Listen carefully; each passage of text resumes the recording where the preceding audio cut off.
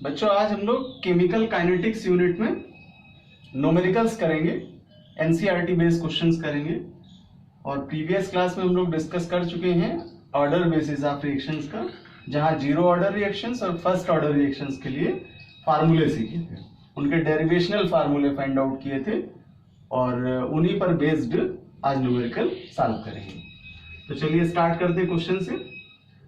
एक प्रथम कोटि अभिक्रिया के लिए वेग स्थिरांक 60 सेकेंड है और अभिकारक की प्रारंभिक सांद्रता से 1/16वां पार्ट शेष रह जाने में कह रहा कितना समय लगेगा, means time duration find out करना है। The rate constant for a first order reaction is 60 second. How much time will it take to reduce the initial concentration of the reactant to 1/16th part? तो बहुत अच्छा question है। सबसे पहले देख लेते क्या क्या क्वेश्चन में गिवन है। देन अगर 1/16th पार्ट कह रहा है तो ए का वैल्यू मीन्स जो प्राइमरी कंसंट्रेशन है रिएक्टेंट की, active mass of A 0 = 1, then a minus x लिखें या एक्टिव मास ऑफ a लिखें, इक्वल्स टू 1/16, ये अकॉर्डिंग टू क्वेश्चंस गिवन है। और उसके बाद आपको कांस्टेंट का वैल्यू के दिया है, कह रहा वेग स्थिरांक के 60 सेकेंड है और यहां टाइम ड्यूरेशन पूछ रहा है, means t equals to how much. बच्चों चूंकि रिएक्शन फर्स्ट ऑर्डर की है, क्वेश्चन में ध्यान दें, इस तरह से क्वेश्चंस में आपको क्लू मिलेगा for first order reaction. Derivational formula हम लोगों ने फाइंड आउट किया था प्रीवियस क्लास में। फर्स्ट ऑर्डर रिएक्शन के लिए k = 2.303 upon t log active mass of a upon a0 upon active mass of a, या a upon a minus x भी लिख सकते हैं। अब इस फार्मूले पर वैल्यू पुटअप करें, चूंकि क्वेश्चन में गिवन है। k का इवेल्युएशन है आपके पास 60 सेकेंड, सो k का वैल्यू रख लीजिए 60 इक्वल्स टू 2.303 अपॉन t, और t यहां कैलकुलेट करना ही है। log active mass of a का वैल्यू है 1 और अपॉन a माइनस एक्स, या a के लिए वैल्यूएट करेंगे 1/16 से। सो t इक्वल्स टू इवेल्युएशन करेंगे for t 2.303 upon k log a0 upon active mass of a। Valuation करें, सो t equals to 2.303 upon k का value 60 log 1/16। Then after calculation t का value मिलेगा 4.6 इंटू 10⁻⁻² सेकेंड, और ये इसके लिए टाइम ड्यूरेशन होगा। कह रहा था रिएक्शन में कितना समय लगेगा, देन ये टाइम ड्यूरेशन प्राप्त होगा। Now next question. A first order reaction takes 40 minute for 30% decomposition, so calculate its t half. एक प्रथम कोटि की अभिक्रिया 40 मिनट में 30% वियोजित होती है। इस अभिक्रिया के लिए अर्ध आयुकाल की गणना कीजिए। बच्चों इस क्वेश्चन में 2 इनिशियल पार्ट सबमिट हैं, बिकॉज पहला पार्ट होगा जब कांस्टेंट फाइंड आउट करेंगे फर्स्ट ऑर्डर रिएक्शन से, और देन हम t हाफ कैलकुलेट करेंगे इसी पर बेस्ड अभिक्रिया से। तो पहले देखते हैं क्वेश्चन में क्या क्या वैल्यू दिए हैं। टाइम ड्यूरेशन दिया है 40 minute, so t equals to 40 minute, और सब्सटेंस A जो रिएक्टेंट सब्सटेंस है उसकी प्राइमरी कंसंट्रेशन को अगर डिनोट करें, देन A इक्वल्स टू 100 होगा, परसेंटेज में दिए हैं। Then A minus x equals to करेंगे 100 माइनस 30, सो 70, या finally A minus x equals to 70। And calculate करना है हमें यहां से t हाफ, और रिएक्शन है फर्स्ट ऑर्डर की। So we know that for first order reaction बच्चों हम जानते हैं कि फर्स्ट ऑर्डर रिएक्शन का जो डेरिवेशनल फार्मूला मिला था वह K equals to 2.303 upon T log A upon A minus x है। अब इस पर बेस्ड वैल्यूज पुट अप कर लें। So K equals to 2.303 upon T का इवेल्युएशन है क्वेश्चन में 40 log A का value 100 upon A minus x का वैल्यू 70, जो कि हम लोगों ने अकॉर्डिंग टू क्वेश्चन 30% से फाइंड आउट किया है। तो इस तरह से यहां आफ्टर इवेल्युएशन कांस्टेंट का वैल्यू सबसे पहले फाइंड आउट होगा 8.92 इंटू 10 की पावर माइनस 3 पर सेकेंड। और जैसे K आपने इवेल्युएट कर लिया देन क्वेश्चन पे चले। T हाफ वैल्यू के लिए फर्स्ट ऑर्डर रिएक्शन का फार्मूला था अर्ध आयु काल means half life period for first order reaction. First order reaction इसका फार्मूला होता है T half equals to 0.693 upon K। Then K का वैल्यू आपको फाइंड आउट किया है आपने, इसको रखेंगे इस फार्मूले पर 0.693 अपॉन 8.92 इंटू 10 की पावर माइनस 3। और इस तरह से बच्चों जब कैलकुलेट करेंगे देन ये आपको टाइम ड्यूरेशन मिलेगा 77.7 मिनट। इस रिएक्शन के लिए इसका T हाफ वैल्यू होगा 77.7 मिनट। डिस्कस करें नेक्स्ट क्वेश्चन का। तो एक प्रैक्टिकल बेस्ड क्वेश्चन है ये। Carbon 14 it is an the isotope of carbon. ये कार्बन का एक समस्थानिक है और लेट डेटिंग प्रोसेस के लिए फॉसिल्स की एज फाइंड आउट करने के लिए कार्बन 14 मेथड का यूज करते हैं। उसी पर बेस्ड एक प्रैक्टिकल बेस्ड क्वेश्चन है ये। कार्बन 14 के रेडियो एक्टिव 6 की अर्ध आयु यानी T हाफ 5730 ईयर्स है। एक पुरातत्व कलाकृति की लकड़ी में जीवित वृक्ष की लकड़ी की तुलना में 80% कार्बन 14 की मात्रा है। इस नमूने की आयु की गणना कीजिए। The half life for radio active decay of carbon 14 is 5730 year and archaeological artifact contained wood that had only 80% of the carbon found in the living tree. So estimate the age of this given sample. तो चलिए evaluate करें कि question में क्या क्या दिया है। और बिकॉज ये जो डीके है ये फर्स्ट ऑर्डर रिएक्शन पर बेस्ड है और ये फार्मूला हम लोगों ने पढ़ा है T half equals to 0.693 upon K। तो हम पहले तो यहां से K कैलकुलेट करेंगे और तब जाकर के ड्यूरेशन फाइंड आउट कर पाएंगे, उसकी टोटल टाइम यानी एज कैलकुलेट कर पाएंगे कि क्या है। सो वैल्यू पुट अप करें। T हाफ फॉर K के लिए फार्मूला होगा K equals to 0.693 upon T half. और आपको गिवन है क्वेश्चन में T half equals to 5730 years. So ये वैल्यू पुट अप कर लें। Then K equals to 0.693 upon T half 5730।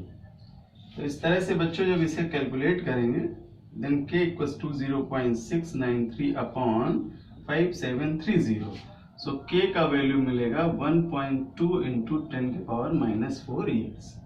अब फर्स्ट ऑर्डर रिएक्शन का formula for first order reaction. We know that K equals to 2.303 upon T log A upon A minus X से, या इसी फार्मूले को हम लिख सकते हैं K equals to 2.303 upon T log active mass of A0 upon active mass of A. अब क्वेश्चन में 80% डीके कर रहा है, कंपैरिजन कर रहा है, तो अगर A प्रारंभिक कंसंट्रेशन इसका 100 होगा, देन A माइनस एक्स या A का इवेल्युएशन होगा 100 माइनस, या फाइनली इस वैल्यू को बताता है ये 80%, तो आप इसको 80 रख लीजिए यहां से, देन ये वैल्यू फार्मूले पर पुट अप करें. सो के टी के लिए, बिकॉज टी हमें कैलकुलेट करना है, फार्मूला होगा T equals to 2.303 upon K log A अपॉन active mass of A. So T equals to 2.303 और K का वैल्यू आपने फाइंड आउट किया है 1.2 इंटू 10 के पावर माइनस 4 लॉग A का value 100 upon active mass A का वैल्यू 80. और जब इसे कैलकुलेट करेंगे देन बच्चों ये आपको आंसर मिलेगा 1845 ईयर्स. और ये कह रहा था कि इसकी एज फाइंड आउट कीजिए, यानी ये जो लकड़ी है आपके ट्री की ये इतनी पुरानी होगी, इसकी एज ड्यूरेशन इतनी होगी. Next question is based on a reaction. और बच्चों रिएक्शन है, कोई रिएक्टेंट सब्सटेंस A है और ये आफ्टर रिएक्शन प्रोडक्ट का फॉर्मेशन करता है. इस रिएक्शन के लिए रेट कांस्टेंट है 2.0 इंटू 10 के पावर माइनस 2 सेकेंड, और यदि A का प्राइमरी कंसंट्रेशन 1 मोल पर लीटर हुआ तो 100 सेकेंड पश्चात कह रहा है A का जो शेष कंसंट्रेशन है वो क्या होगा, कैलकुलेट कीजिए. Consider a certain reaction, A gives out a product with rate constant of reaction is 2 into 10 to the power minus 2 second. Calculate the concentration of A remaining after 100 second if the initial concentration of A is 1 mole per liter. चलिए देखते हैं क्या क्या question में आपको यहाँ पर given है. और पहले तो हम ये भी आइडेंटिफाई करें कि रिएक्शन किस ऑर्डर की है. तो बच्चों जो रेट कांस्टेंट का वैल्यू है उसकी यूनिट चेक कर लीजिए, सेकेंड इनवर्स, और ये होती है फर्स्ट ऑर्डर रिएक्शन के लिए. तो यहां से आइडेंटिफिकेशन हुआ कि रिएक्शन फर्स्ट ऑर्डर की है. So for first order reaction प्रथम कोटि अभिक्रिया के लिए, प्रथम कोटि अभिक्रिया के लिए इवेल्युएशन करें. जो वैल्यूज गिवन है उनका K equals to 2 into 10 to the power minus 2 per second, और प्राइमरी कंसंट्रेशन सब्सटेंस के लिए दिया है 1 मोल पर लीटर, जबकि टाइम ड्यूरेशन T है 100 सेकेंड, एंड लास्ट कंसंट्रेशन हमें फाइंड आउट करना है. So active mass of A equals to how much, या कह लें कि ये A की वैल्यू है और ये A माइनस एक्स की वैल्यू फाइंड आउट करनी है. हम जानते हैं कि फर्स्ट ऑर्डर रिएक्शन के लिए फार्मूला होता है K equals to 2.303 upon T log active mass of A0 upon active mass of A. Values put up कर लें. सो K का है value 2 into 10 to the power minus 2 equals to 2.303 upon T find out, T दिया हुआ है आपको question में 100 log active mass of A0 का वैल्यू है 1 मोल। सो इसको एज इट इज रख लें 1 mole upon last concentration find out करनी है। तो बच्चों ये आपके लिए यहां कैलकुलेशन बनेगी। देन जब A कैलकुलेट करेंगे तो ये आपको इवेल्युएशन से वैल्यू होगी 0.135 मोल पर लीटर, या लिख सकते हैं इसे मोल इनवर्स में 0.135 मोल पर लीटर। तो इस तरह से ये इसकी लास्ट कंसंट्रेशन सब्सटेंस की होगी। चलिए डिस्कस करते हैं अगले क्वेश्चन का, और ये वेरिएशन बेस्ड क्वेश्चन है, और इस क्वेश्चन में इनिशियली 3 क्वेश्चंस हैं। तो पहला जो स्टेटमेंट है उसके आधार पर हम ये तीनों क्वेश्चन यहां सॉल्व करेंगे। समझ लेते हैं। क्वेश्चन कह रहा है कि एक अभिक्रिया A के प्रति फर्स्ट और B के प्रति सेकंड ऑर्डर की है। तो इसी आधार पर ये आपके कुछ मेजरमेंट्स दिए हैं जिनको सॉल्व करना है, और उसमें से फर्स्ट पार्ट कह रहा है अवकलन वेग समीकरण लिखिए। A reaction is first order in A and second order in B, so right the differential rate equation. और सेकंड क्वेश्चन कह रहा है कि B की कंसंट्रेशन अगर 3 गुना बढ़ा दी जाए तो उसके रेट पर क्या इफेक्ट होगा। How is the rate defected on increasing the concentration of B 3 times. और तीसरा क्वेश्चन कह रहा है कि A और B दोनों की अगर कंसंट्रेशन 2 टाइम्स इंक्रीज कर दें, 2 गुना बढ़ा दें, तो उसके रेट पर क्या प्रभाव पड़ेगा। How is the rate affected when concentration of both A and B is doubled. तो आइए ये तीनों पार्ट एक एक करके सॉल्व करते हैं। सबसे पहले फर्स्ट पार्ट को सॉल्व करते हैं। क्वेश्चन कह रहा था कि अवकलन वेग समीकरण लिखिए, राइट डिफरेंशियल रेट इक्वेशन। तो बच्चों जब डिफरेंशियल रेट इक्वेशन निकालते हैं हम लोग, तो सूक्ष्म सांद्रता सूक्ष्म समय अंतराल यानी सूक्ष्म मात्रा और सूक्ष्म समय अंतराल के लिए उसको लिखते हैं dx upon dt equals to constant k है, रिएक्टेंट A और B है, 2 रिएक्टेंट है क्वेश्चन में। तो कह रहा है A जो है उसके लिए फर्स्ट ऑर्डर और जो B है उसके लिए सेकंड ऑर्डर। देन यही कंडीशन अप्लाइड करेंगे फार्मूले में, active mass of A into active mass of B की पावर 2, बिकॉज B के लिए कह रहा है कि यह सेकेंड ऑर्डर की रिएक्शन होगी। और अगर इस रिएक्शंस के लिए A का concentration primary concentration small a से व्यक्त करें और B के लिए इसका कंसंट्रेशन स्मॉल b से रिप्रेजेंट करें, देन हम इसको लिख सकते हैं equals to K into AB square, where A and B are the primary concentration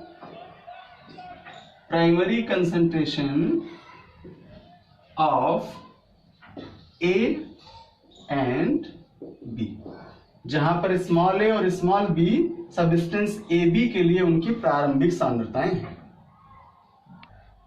और अब आ जाते हैं क्वेश्चन के सेकंड पार्ट में। कह रहा है कि अगर B की कंसंट्रेशन 3 टाइम्स इंक्रीज कर दें, 3 गुना बढ़ा दें, तो उसके रेट पर क्या इफेक्ट आएगा।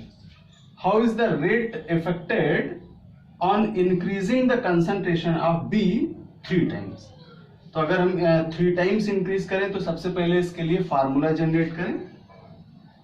Now it is in the solving part of second statement, dx upon dt equals to k into a में नो चेंज और B की कंसंट्रेशन को 3 टाइम्स इंक्रीज कर देते हैं, देन 3b की पावर 2, या इसको लिख सकते हैं 9k इंटू AB स्क्वायर। तो इससे बच्चों जानकारी क्या मिली कि if concentration of B is increased 3 times, then rate becomes 9 times. अगर अभिक्रिया का B का कंसेंट्रेशन 3 टाइम्स इंक्रीज करेंगे तो उसके लिए जो रेट है वो 9 टाइम्स इंक्रीज हो जाएगा. तो it is an the affecting factor of rate. तो बच्चों हम लोगों ने जब इफेक्टिंग फैक्टर्स पढ़े थे वहां कंसंट्रेशन पर इस बात का प्रूफ किया था कि अगर किसी रिएक्टेंट सब्सटेंस की कंसंट्रेशन बढ़ा दी जाए तो उसका रेट भी इंक्रीज करता है. तो रिएक्शन से इस क्वेश्चन से भी सॉल्व होता है कि अगर कंसंट्रेशन इंक्रीज कर दे 3 टाइम्स तो उसका रेट 9 टाइम्स इंक्रीज कर जाता है. और अब आ जाते हैं क्वेश्चन के लास्ट पार्ट में. तो थर्ड स्टेटमेंट से to you, if A and B दोनों ही सब्सटेंस की कंसंट्रेशन को 2 टाइम इंक्रीज कर दें तो रेट पर क्या इफेक्ट पड़ेगा. How is the rate affected when concentration of both A and B is doubled. 2 गुना कर दें तो रेट पर क्या इफेक्ट पड़ेगा. सबसे पहले डेरिवेट करें इक्वेशन इसके लिए, answer of third part. Then equation जाएगी dx upon dt equals to k. a को भी 2 गुना और b को भी 2 गुना, so into 2a into 2b square, या इसको सॉल्व करके लिख सकते हैं 8k इंटू ab स्क्वायर. तो इस स्टेटमेंट से आपको जानकारी मिली कि अगर a और b दोनों की सांद्रताएं 2 गुनी कर दें तो जो उसका रेट है वो 8 टाइम्स इंक्रीज कर जाएगा, अर्थात 8 गुना बढ़ जाएगा. Then so we says that if concentration of both A and B is doubled,